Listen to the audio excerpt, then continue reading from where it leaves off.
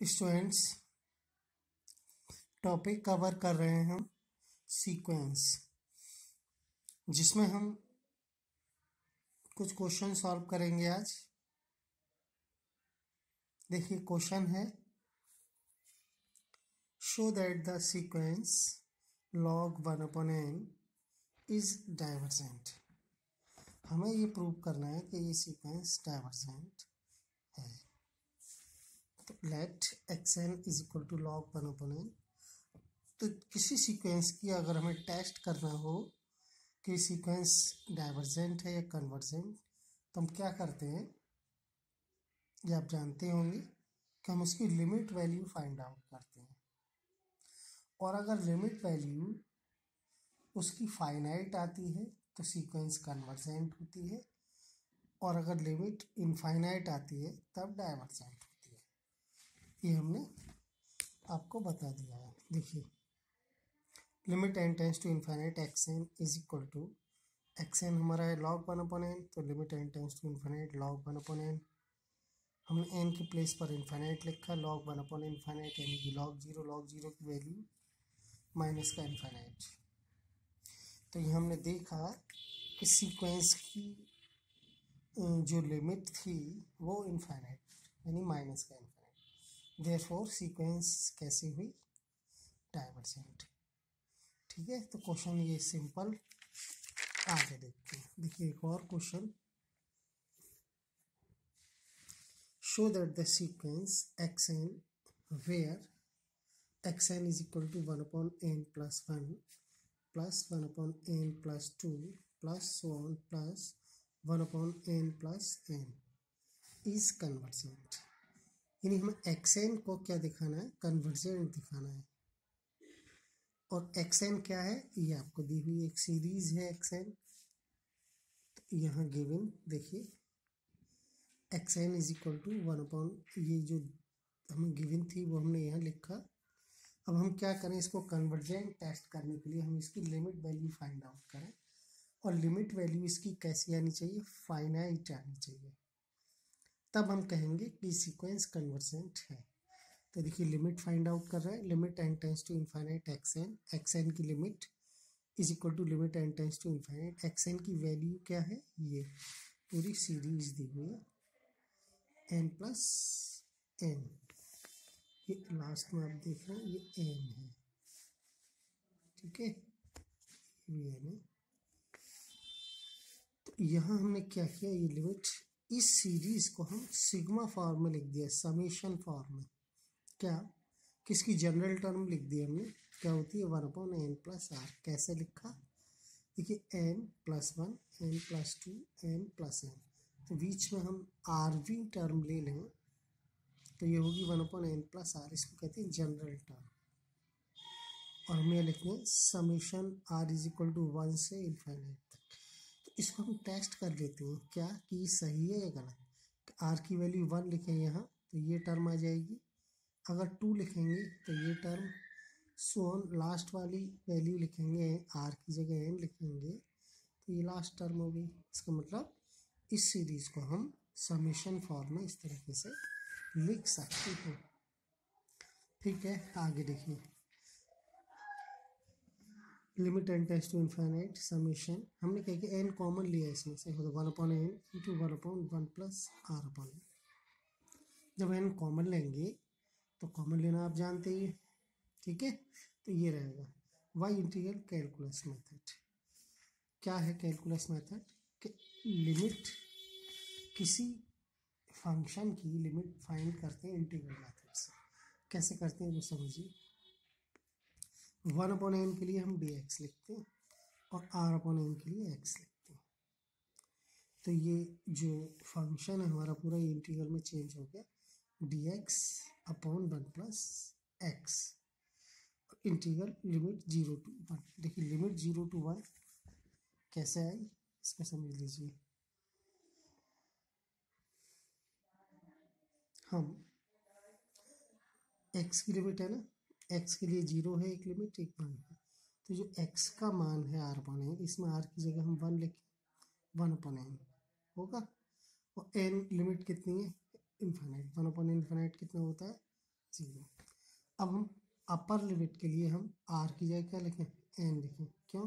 क्योंकि r की value 1 first term में, n लास्ट टर्म में, तो n अपॉन n 1, तो लिमिट हो जाएगी 1। तो लिमिट हमने कैसे फाइंड की ये हमने यहाँ से क्लियर कर दिया आपको।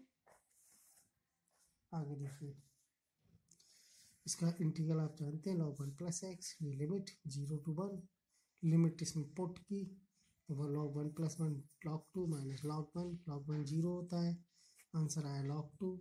log 2 कैसी वैल्यू है, फाइनाइट है और यूनिक है, hence given series is, given sequence is convergent. ठीक है, आगे देखिए, अब हम दूसरा टॉपिक लेते हैं। ये टॉपिक आपका कंप्लीट हुआ, convergent sequence, divergent sequence, bounded sequence. ये 3 हमने यह टॉपिक पढ़े। सीक्वेंस चैप्टर है हमारा, उसमें अब देखिए कॉची सीक्वेंस क्या होती है और कॉची की थ्योरम क्या होती है, यहाँ ये हम समझेंगे। ठीक है,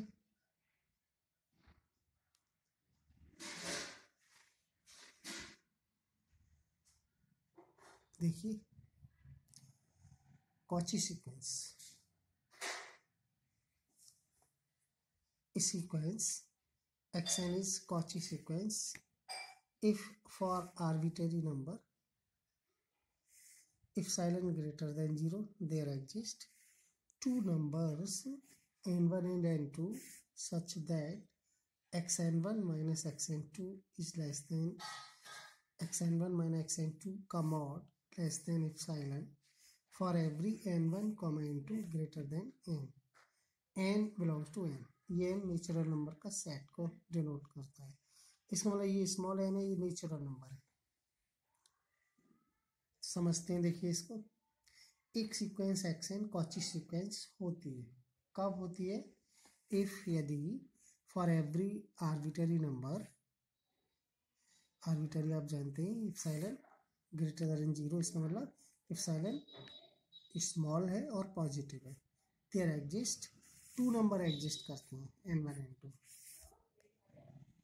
कैसे एग्जिस्ट करते हैं, वो फॉर्मूला है such that xn1 minus xn2 का मॉड कैसा होना चाहिए, लेस देन इप्सिलॉन। किसके लिए, सभी n1 n2 के लिए।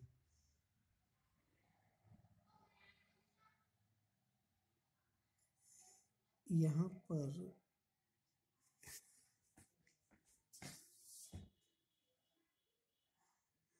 हम ये लिखेंगे, देखिए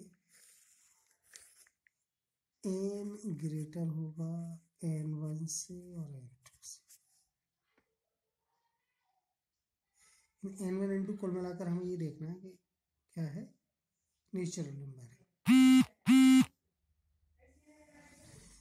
देखिए कॉची थ्योरम समझिए, ये तो डेफिनेशन है। कॉचीज थ्योरम ऑन लिमिट्स,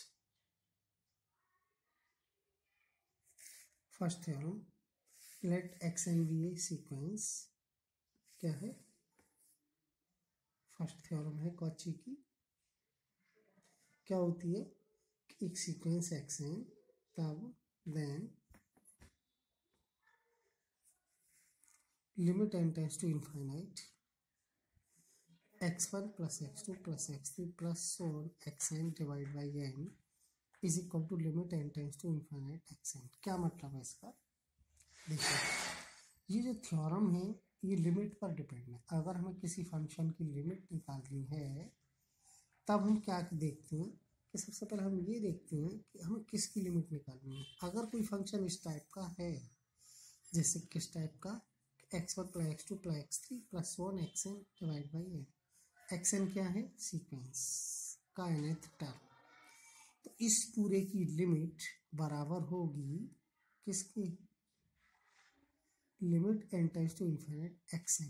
केवल xn की लिमिट निकालें तो वो लिमिट इस पूरे की लिमिट के कैसी होती है, इक्वल होती है। ये आपकी कॉची की फर्स्ट थ्योरम है।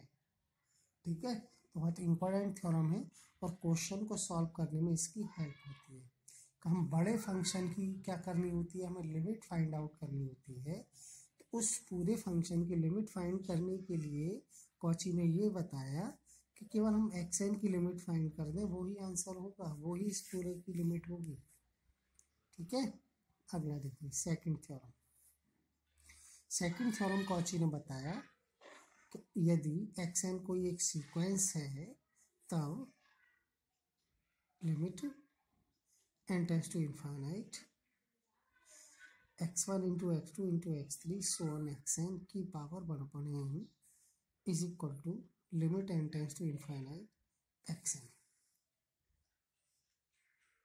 ठीक है, क्या हुआ सेकंड थ्योरम, क्या समझ में आया, ये हम देखते हैं। देखिए xn कोई सीक्वेंस है, तब हमें क्या प्रूव करना है, मतलब क्या फॉर्मूला होता है ये समझे, हम प्रूव नहीं करना है कि हमें लिमिट इस पूरे फंक्शन की फाइंड करनी है। ये आप देख रहे हैं x1 क्या है, सीक्वेंस की पहली टर्म, फर्स्ट टर्म, ये सेकंड टर्म, ये थर्ड टर्म, डॉट डॉट ये नेट टर्म की power 1/n।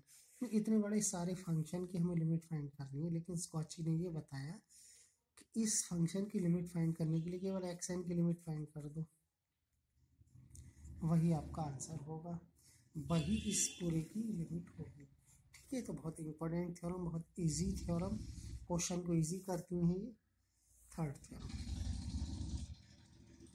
let xn be a sequence then limit n tends to infinite xn की power 1/n is equal to limit n tends to infinite xn plus 1 divide by xn।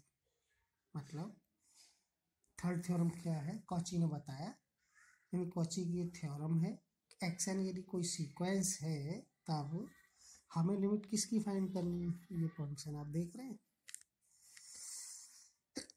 xn की power 1/n।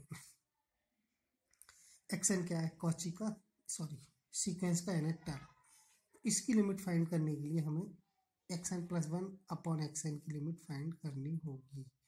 तो जो इसका answer होगा वही इसका होगा।